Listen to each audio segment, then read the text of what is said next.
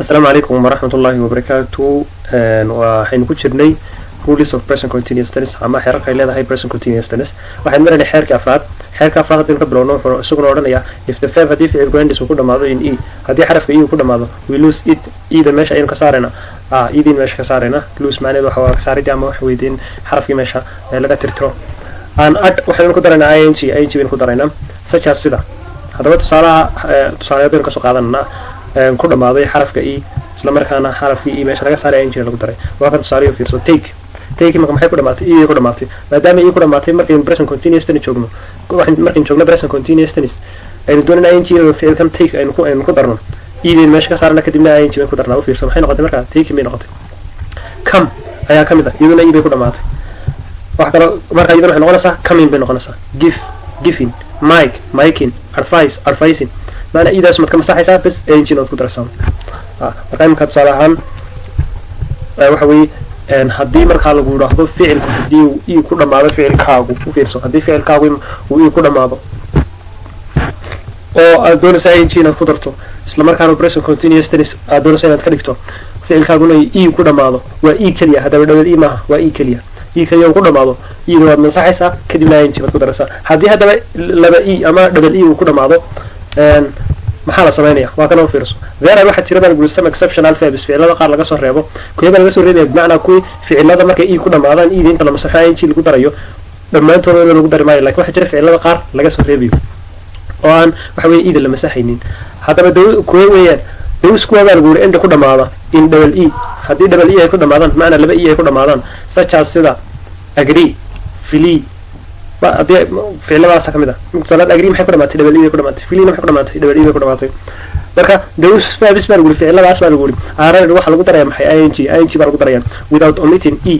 iyadoon e meesha laga saaraynin oo aan e la masaxayn macna e aan laga xadfaynin meesha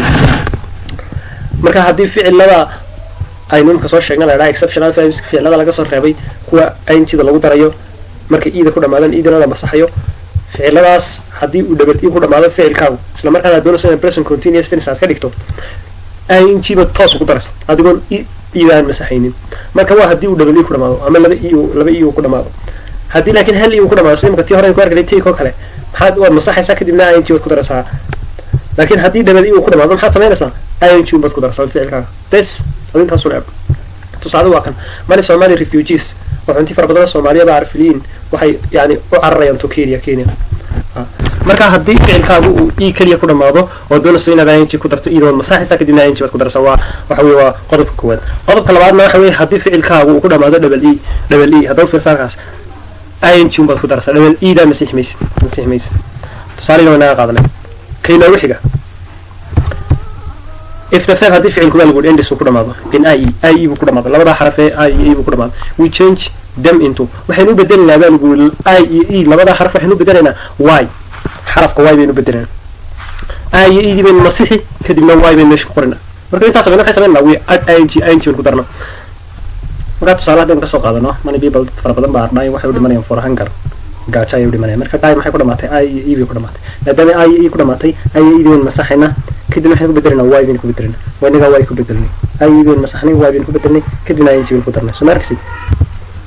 he is lying on the beach now he is isagu lying wuxuu ku raaxaysanayaa on the beach xeebta now hadda xeebtu iska raaxaysanaya lie marka maxay ku dhamaatay ie bay ku dhamaatay waxaan ku bedelinay y baynu ku bedelinay ing baynu ku darnay markaas xeerka lixaad if the verb hadii ficilku baa guri end ku dhamaado in one of these 9 consonant letters mid kamida waa lagu yiri sagaalkan xaraf shiibane macnaha xurufta shiibanayaasha sagaalkan xaraf ee shiibanayaasha mid kamida hadii uu ku dhamaado ficilku we double these letters xurufta way labilaabayna before we add ing ku darin xuruftu waa kuwa b g l m n r t b d sagaalka xaraf hadii uu ku dhamaado ficilku ee shiibanayaasha waliba hadaba shiibanayaasha vowels iyo consonant wad ka garasa Soomaa waa shiibanay shaqo ka garasa marka shiibanayaashu waa kuwa marka shaqaladu waxay hadee a e i o u ama waxa Soomaali la yiraahdo a e i o u leeyahay ka wad ka garasa hadaba consonant letter iyo vowel letter marka consonants weeyaan anja consonant letters weeyaan waa xuruf waa shiibanayaal weeyaan consonants way we double hadaba way labilaabayna baa lagu yiri waa libilaabi macnaa laba laga dhigaya xarafkiiba laba laga dhigaya before we add intayna ku darin ing bal tusaalaha fiirso look ku fiir qof baa ku hadlay wuxuu look egg she is sobbing now hadda way ooyeysaa sobbing waa ooydii marka sob maxay ku dhamaatay b bay ku dhamaatay bna maxay ka mid ahayd sagaalkii xaraf ee shiibanayaashan sheegnay marka bda maxay ku dhignay labaynu ku dhignay soo marksid way double garaynay ing nu ku darnay tusaalaha labaad fiirso we are digging our land now we are anagu digging waxaan qodaynaa our land dhulkayga now haddaan qorin marka dhig bay ahayd marka hore g bay ku dhamaatay marka maxaan ka dhignay double g bay ku dhignay tusaalaha saddexaad fiirso he is swimming in the river wuxuu ku dabaalanayaa maxay webiga swim maxay ku dhamaatay m bay ku dhamaatay mna waxay ka mid ahayd xuruufta aynu sheegnay shiibayaasha ee hadday ku dhamaado ficilkaagu maxay aada labilaabaysay mt way labilaabanay kadibna ing ku darnay tusaalaha afraad he is running Ali is running to the glass Ali wuxuu dhex cararayaa galaaska ayuu dhex cararay bimacnaa waa maxay run maxay ku dhamaatay m bay ku dhamaatay wayn labilaabnay laba n baynu ka dhignay kadibna ing baynu ku darnay they are stopping waxay joojinayaan ama ay qabanayaan maxay the thief tuuga they are stopping waxay joojinayaan ama ay qabanayaan maxay the thief tuuga marka stop bay ahayd stop b bay ku dhamaatay maadaama b ka mid ahayd iyadoona xuruuftii shiibanayaasha haddii ficilkaagu ku dhamaado waa la labilaabayay wayn labilaabnay kadibna waxaan ka dhignay double b baynu ka dhignay kadibna waa ing waayahay waxa lagu xasuusnaa hadaba notes intay xasuusnaa if the verb haddii ficilku haasuu leeyahay one syllable hal dhawaaq hadduu ficilku leeyahay an endis sidoo kale uu ku dhamaado ficilku waa hal dhawaaq buu leeyahay sidoo kalena ku dhamaado one vowel hal vowel and consonant vowel iyo consonant letter oo isku xiga double waxaad libilaabaysaa the consonant letter xarafka shiibanaha eegada fiirso xarafka shiibanaha baad libilaabaysaa aan ar waxaad ku daraysaa maxay ing baad ku daraysaa ing haddii ficilkaagu hal dhawaaq uu leeyahay labada xaraf ee ugu dambeeyaana midna uu vowel yahay oo uu shaqal yahay midna uu consonant letter yahay oo xaraf shiibanaha u yahay waxaad samaynaysaa xarafka shiibanaha ayaad libilaabaysaa intaanad ing ku darin markaad xarafka shiibanaha libilaabto ayaad ing ku daraysaa tusaalaha fiirso stop maxay ku dhamaatay waxay ku dhamaatay b iyo o marka owdii o iyo b bay ku dhamaatay marka owdu waxa wey waa maxay waa vowel letter waa xaraf waa aniga hore u sheegnay waayahay bduna waa maxay waa consonant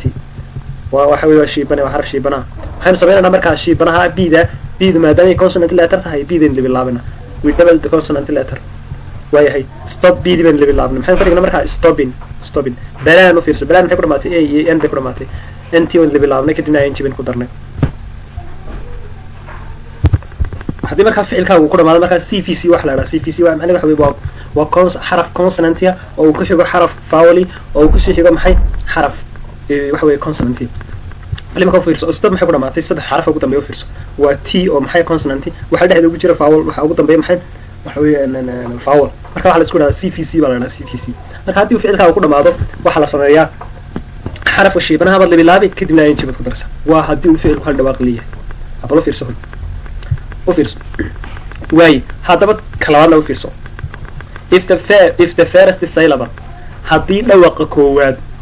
of a two syllable verb ee uu leeyahay ficilka labada dhawaaq leh eegada haddii dhawaaqa koowaad ee ficilka labada dhawaaq leh two syllable verb waa ficilka labada dhawaaq leh first syllable waa maxay waa dhawaaqa koowaad bimacnaa ficil baad ku dhawaaqday ficil baad marka tusaalahaan ku dhawaaqday ficilkaad ku dhawaaqday wuxuu leeyahay laba dhawaaq uu leeyahay two syllable laba dhawaaq uu leeyahay labada dhawaaq uu leeyahay dhawaaqa hore first syllable dhawaaqa hore haddii baa lagu yidhi stress la adkeeyo haddii la adkeeyo ama uu yahay mid la adkeynayo don double ha libilaabin baa lagu yidhi the consonant xarafka shiibanaha markaa tusaalaha bal fiirso haddii ficilkaagu baa lagu yidhi eeg dhawaaqiisa hore haddii dhawaaqa hore ee ficilka labada dhawaaq leh la adkeynayo ha libilaabin baa lagu yidhi xarafka shiibanaha tusaalaha fiirso visit fi eeg wayna adkeyna soo marksid fi dhawaaqa koowaad ficilkan waa laba dhawaaq leeyahay visit laba dhawaaq visit waa maxay waan adkeynaya waa dibnahaygan ku dhajinaya markaa dibnahaygan ku dhajiyo adiga arkaya visit marka waxaan sameynaya injuman ku darayo visiting bes injuman toos ugu daray marka man labilaabay marka xarafki muxuu ku dhamaaday t buu ku dhamaaday way c v c buu ku dhamaaday soo markasid waa consonant iyo vowel iyo consonant soo markasid c v c ay ku dhamaaday marka haddii ficilkaagu ku dhamaado xaraf shiibanaa isla markaana uu leeyahay laba dhawaaq isla markaana dhawaaqiisa hore la adkeynayo ing baad toos ugu daraysaa waxaad libilaabaysaa ma jirto xarafkaa ugu dambeeya ha libilaabin waa qaacidada muhiima runtii oo u baahan inaad wax badan ka fiirsato kii hore maxay nidhi waa la bilaabaya haddii uu ku dhamaado consonant letter vowelna uu ka horeeyo consonant letter kalena uu kasii horeeyo oo ama c v c waxa la yidhahdo uu ku dhamaado haddii laakiin uu dhawaaq keliya leeyahay isla markaana aan la adkaynin maxay waxa weeye hal dhawaaqna uu leeyahay weeyaan laakiin haddii uu laba dhawaaq leeyahay ficilkaagu dhawaaqiisa hore ama first syllable la adkaynayo laba la bilaabayo tusaalaha labaad ma fiirso overing bes ovary wax ku dhamaatay r bay ku dhamaatay rna consonant maxaynu sameynaa marka ing bay ku dar kaynoogu xiga if the second syllable haddii dhawaaqa labaad haddee kii hore maxaa first syllable kani second syllable dhawaaqa labaad of a two syllable verb ficilla maxay laba dhawaaq is stress la adkeeyo double the consonant xarafka shiibanaha waa maxay waad la bilaabaysa buu fiirso tusaalaha prefer maxay ku dhamaatay imka r bay ku dhamaatay e baa ka horreysay marka maxay odhan preferring way la bilaabnay arti sababtina la bilaabnay maxay tahay ficilkiibaa wuxuu dhawaaqiisa labaad ayaa la adkeynaya imka u fiirso fe waa maxay ilkahaagi maxaad ku dhejisay dibnahaad ku dhejisay macna waad adkaysay